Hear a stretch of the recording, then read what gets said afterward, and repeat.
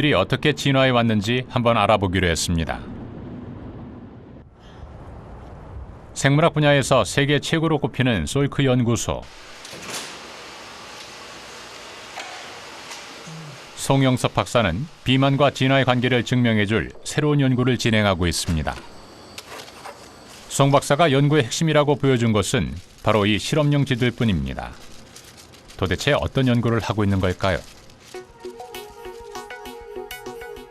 먼저 실험용 쥐의 무게를 재봅니다.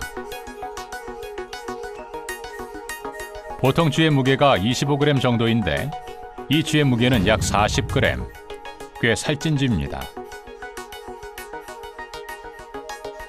또 다른 쥐의 무게를 재봤습니다. 약 29g에 불과하네요. 두 쥐의 무게차가 꽤 큰 편입니다. 몸무게가 보시는 바와 같이 10g 이상 차이가 나고 있습니다. 다른 먹이를 준 것도 아닙니다. 똑같이 고지방 먹이를 같은 양으로 먹였습니다.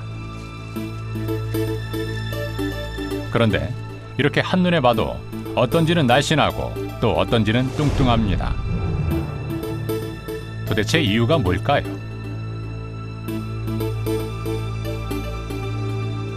그 비밀은 유전자에 있었습니다. 날씬한 쥐에게서는 CRTC3라는 유전자를 제거했기 때문입니다. CRTC3 유전자는 에너지를 저장케 하는 저축 유전자인데요. 과거 식량이 귀하던 시절에 섭취 영양분을 가급적 체내에 잘 저장하는 쪽으로 진화해온 그런 유전자인데 영양이 풍부해진 지금도 유전자의 기능이 퇴화되지 않았다는 것을 보여줍니다. 고지방식을 할 경우 CRTC3 유전자의 존재 유무에 따라 발생하는 다양한 연구 결과도 있습니다. 먼저 CRTC3 유전자가 있으면 고지방식을 할 경우 몸무게가 급격하게 증가합니다. 체내 지방의 양도 증가합니다. CRTC3 유전자의 존재 유무에 따라 2배가 넘는 차이를 보입니다. CRTC3 유전자가 있으면 신체 조직도 달라집니다. 간이 비대해져서 지방간에 걸리게 됩니다.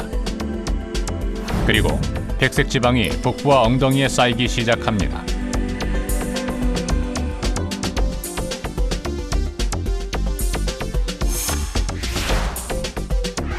그리고 인슐린 저항성까지 높아서 심각한 당뇨병에 걸리는 결과를 낳았습니다. This is millions of years ago.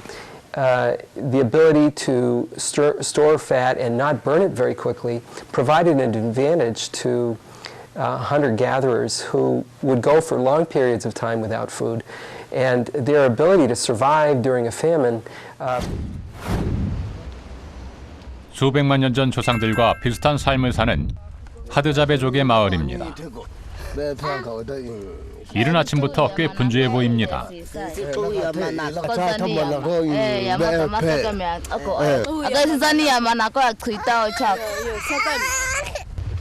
자신 있게 말하고 나왔지만 사냥을 한다는 건 여간 어려운 게 아닙니다. 자동차는커녕 수레조차 없는 이들의 삶에서 사냥은 오직 두 발로 걷고 또 걷는 일입니다. 1시간을 걸었을까? 다행히 사냥감을 발견했나 봅니다. 하지만 결과는 실패입니다. 동물들도 자신만의 생존 전략이 있기에 쉽게 잡혀주지 않습니다. 별 수 없습니다. 다시 사냥감을 찾을 때까지 숲을 누벼야 합니다. 이미 산속에서 7km를 넘게 걸었습니다. 현대인의 걸음거리로는 2시간이 넘는 거리입니다. 그러나 이들을 힘들게 하는 것은 오래 걷는 것도 아니고 상처로 가득한 몸도 아닙니다. 사실 이들에게 이 정도 상처쯤은 아무것도 아니죠. 그 누구보다 강인한 이 남자를 두렵게 하는 것은 아직까지도 사냥감을 잡지 못했다는 겁니다.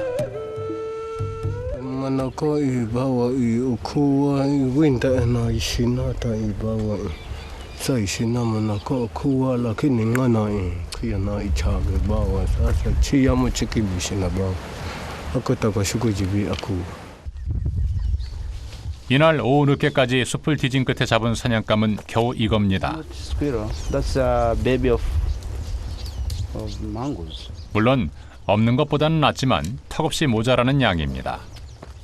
다람쥐 2마리가 전부네요. 결국 하드잡의 부족 남자들의 사냥은 이렇게 끝이 났습니다.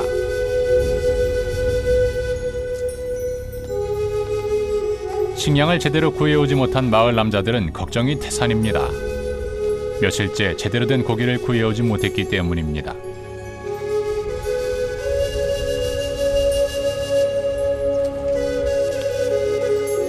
배고픈 날들이 계속되고 있습니다. 잡아온 사냥감은 요리하기가 민망할 정도로 양이 적습니다. 가족이 20명이나 되는데 말이죠. 한 줌도 안 되는 고기를 먹은 건 아이와 노인뿐. 식사 시간은 너무도 짧게 끝이 납니다.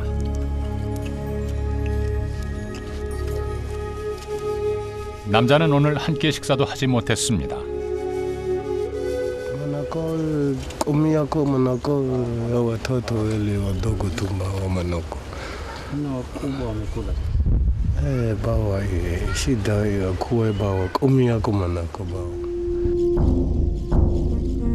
며칠씩 굶는 일이 예사지만 이들은 척박한 환경에서도 살아갈 수 있습니다. 그것은 생존 전략을 몸이 터득했기 때문입니다. 이들에게는 음식이 풍족할 때 최선을 다해 몸 안에 저축해둔 지방이 있기 때문입니다. 척박한 땅에 사는 피마 인디언들도 그랬던 겁니다. 과거 피마 인디언들은 지방을 저장하는 능력이 탁월했기 때문에 생존할 수 있었습니다. 그런데 풍족해진 음식 환경 앞에서 저축 유전자는 재앙이 되고 있는 겁니다. 우리 역시도 마찬가지입니다. 진화의 역사를 살펴보면 우리도 엄청난 음식 환경의 변화를 겪고 있습니다. 500만 년 전 채집 생활을 하던 오스트랄로피테쿠스에서 시작해 250만 년 전에 육식을 시작했고 200만 년 전에 요리를 해 먹었습니다. 농사를 짓기 시작한 것은 10,000년 전, 풍요롭게 먹기 시작한 것은 100년도 채 되지 않습니다.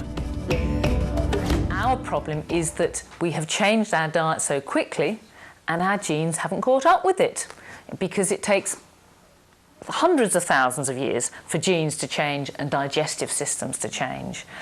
현대인은 유전적으로 보면 구석기인과 다를 바가 거의 없습니다. 한마디로 얘기하면 현대인은 넥타이를 맨 구석기인이다. 또는 스타킹 신은 구석기인이다. 뭐 이렇게 얘기할 수 있겠죠. 우리를 둘러싸고 있는 음식들은 모두 우리 유전자가 진화했던 당시의 음식과 너무 달라져 있습니다. 대부분 첨가물이 많은 가공식품들이죠. 당분 때문에 먹으면 안 되나 봐. 당분 있어? 어디? 포화지방이 들어있고 트랜스 나트륨도 있고 이것도 탄수화물이 꽤 있고 튀김을 이렇게 튀기지 않는 그 기름이 빠진 대신에 뭔가가 있는 거야. 식품 첨가물이라든지 정제 가공식품 같은 우리 인류의 유전자가 겪어보지 못했던 그러한 식품들이 범람함으로 인해서 그것을 적절하게 처리하지 못하는 우리 몸이 이상 반응을 보이는 것이 바로 당뇨나 비만 같은 이러한 질병이 늘어나는 상황으로 보이게 되는 것입니다. 고도 비만 환자인 민수는 운동을 시작했습니다. 운동이라고 해봤자 학교 운동장을 천천히 걷는 일입니다. 그런데 단 5분도 걷기가 힘듭니다. 22살 청춘인데 걷는 게 힘든 몸이 돼버렸습니다. 체중이 하중이 이제 많이 나가잖아요. 체중이. 그러니까 발에 무리가 좀 많이 통증이 와가지고. 지금 민수에게 가장 부러운 건 저들처럼 마음껏 걷고 달릴 수 있는 것. 그래서 몸이 조금이라도 가벼워지는 겁니다. 몇 달 뒤 병원에서, 그것도 수술실에서 민수를 다시 만날 수 있었습니다. 민수는 수술로 비만을 치료하기로 한 것입니다. 이렇게 결정 내리기까지 고민도 많았습니다. 그러나 다른 방법이 보이지 않았습니다.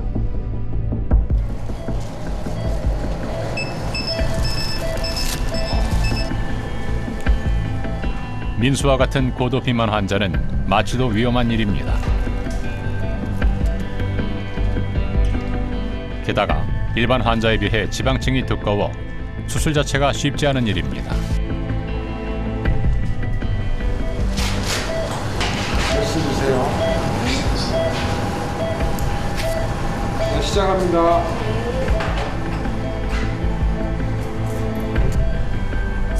수술은 위와 소장 사이에 우회로를 만들어 음식물의 흡수를 제한하는 방식을 택했습니다. 당뇨와 같은 비만 합병증을 치료하기 위해서입니다. 그런데 이미 장기가 비대해져 있어 수술이 쉽지만은 않습니다.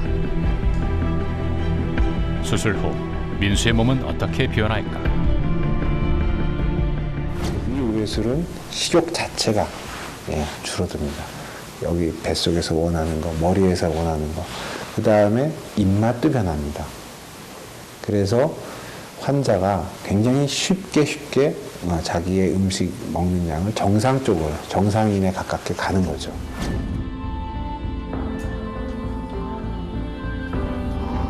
고통 끝에 민수는 결국 의학의 힘을 빌어서야 식욕을 줄일 수 있게 됐습니다.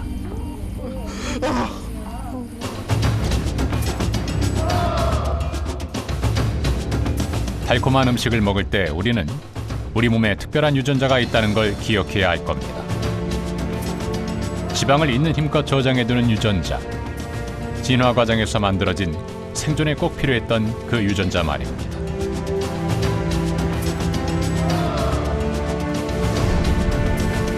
먼 훗날 비만이 생존에 불리하다는 것을 우리 몸이 깨닫게 된다면 어쩌면 비만이 사라지는 쪽으로 진화할지도 모릅니다. 그러나 진화의 시계추는 느리고 완벽한 것이 아니기에 오늘을 살아가는 우리는 음식 환경에 맞게 몸이 진화하기를 기다리고 있을 수만은 없습니다.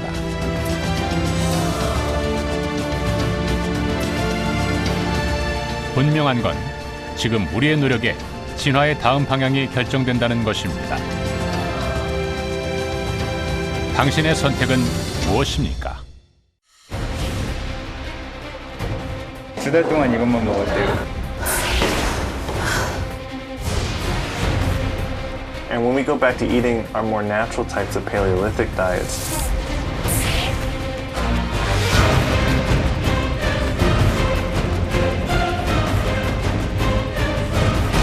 Stone Age diet is really the starting point for treating almost anything.